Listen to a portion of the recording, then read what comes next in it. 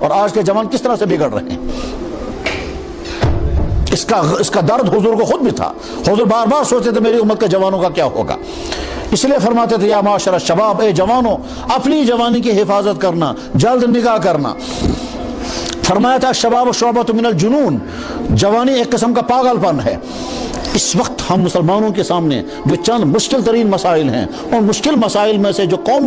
پوری ملت کے لیے مشکل مسائل ہیں، ان میں سے ایک مسئلہ یہی ہے کہ آج کی نئی نسل جو ہے وہ ایتھیسٹ بن رہی ہے، وہ بدکاریوں میں ڈوب رہی ہے، وہ آوارگی کا شکار ہو رہی ہے، وہ سنتوں سے نفرت کرتی ہے، وہ یہود و نصارہ کی نکالی کرتی ہے، وہ عریانیت کا شکار ہے، وہ لباس پہنتی ہے جس لباس پر لعنتیں اترتی ہیں، اور وہ مسلمان نوجوان سننے کو بھی تیار نہیں ہے۔ پہلے فلموں کے ذریعے سے اس کو لایا جائے گا، پھر اس نوجوان جو ہے وہ فیشن کے طور پر وہ چیز اپناتا ہے۔ یہ دھاگے جو باندھتے ہیں، انہیں فلموں کے ذریعے سے دھاگے باندھے، حالانکہ دھاگا جو ہے یہ کفر کی علامت ہے۔ یہ کانوں میں بالیاں جو لگاتے ہیں وہ تو عورتوں کا لباس ہے، اور جب مرد بالیاں لگاتا ہے تو اللہ کے نبی نے فرمایا اس پر لعنت اترتی ہے۔ تو ہاتھوں میں دھاگے باندھنا کالے یا لال،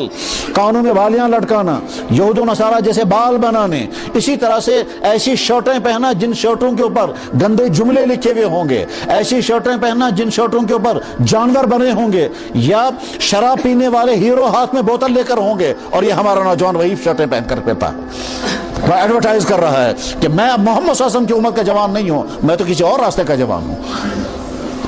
محمد صلی اللہ علیہ وسلم کی جوانی نمونہ ہے جوانوں کے لیے۔ اے میرے نوجوان بھائیوں، تمہاری جوانی بڑی نازک دور سے گزر رہی ہے، اور چاروں طرف سے اس پہ یہ چلے کلان میں ہے، چلے کلان میں چاروں طرف سے سردی ہوتی ہے، بس ٹھیک اسی طرح سے آج کا ماحول برائیوں کا چلے کلان ہے۔ اس برائیوں کی چلے کلان میں اگر آپ اپنی حفاظت کرو گے تو بچ سکو گے، ورنہ اللہ اکبر، اللہ حفاظت فرمائے، سیدوں کی لڑکیاں سکھوں کے ساتھ گئی، سیدوں کے لڑکے مرتد ہو گئے، پیروں کے لڑکے بگڑ گئے، والدین مطمئن بیٹھے ہیں، سون بات ہے کہ نہ خراب گئے سشاستن خبر کو تو اس لیے اپنی جوانی کو، تمہاری جوانی کے لیے نمونہ فلموں میں کام کرنے والے فلم سٹار نہیں ہیں، کرکٹر نہیں ہیں، وہ کافر نہیں ہیں، وہ لوگ جو جن کی زندگی شرابوں میں اور بدکاریوں میں گزرتی ہیں، ان کو آپ بناتے ہیں اپنے لیے کہ صاحب میں فلاں ہیرو کے سٹائل کو چلوں گا، لباس اچھی طرح پہنوں گا، بال فلاں کی طرح بناؤں گا۔ نہیں میرے بھائیو، آپ کے لیے نمونہ محمد صلی اللہ علیہ وسلم کی جوانی ہے، جس جوانی میں کہیں کوئی داغ نہیں ہے۔ اس وقت تو حضور نبی بھی نہیں تھے، اللہ نے تو کوئی پابندی بھی سولدہ نہیں لگاتے، سماج بھی بگڑا ہوا سماج تھا، اس بگڑے ہوئے سماج میں اللہ حضور بے انتہا طاقتور، بے انتہا خوبصورت، کسی بھی راستے میں اگر جاتے کوئی رکاوٹ ڈالنے والا نہیں تھا۔ نبوت تو 40 سال کے بعد آئی ہے، وہی تو اس کے بعد اترنی شروع ہوئی ہے، اس وقت اللہ کے نبی اعظم نے اپنی جوانی کو غلط راستے بنے۔ اس لیے میرے نوجوان بھائیوں، جن کا نکاح ابھی نہ ہو پا رہا ہو، اپنی جوانی کو اپنے ہاتھ میں کنٹرول میں رکھیں، بس یہ سمجھیں کہ میرے پاس یہ امانت ہے، اور اس امانت کو میں داغ لگنے نہیں دوں گا۔ فرمایا تھا جناب رسول اکرم صلی اللہ علیہ وسلم نے کہ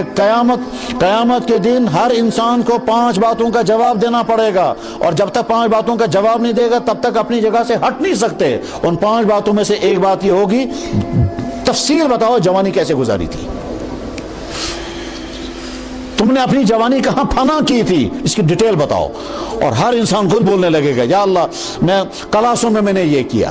میں نے کوچنگ سینٹروں میں نے یہ کیا، پارکوں میں نے یہ کیا، آوارگی میں نے یہ غلطیاں کی ہیں، وہ ساری غلطیاں انسان خود بولنے لگے گا۔ اس لیے میرے جوان بھائیوں،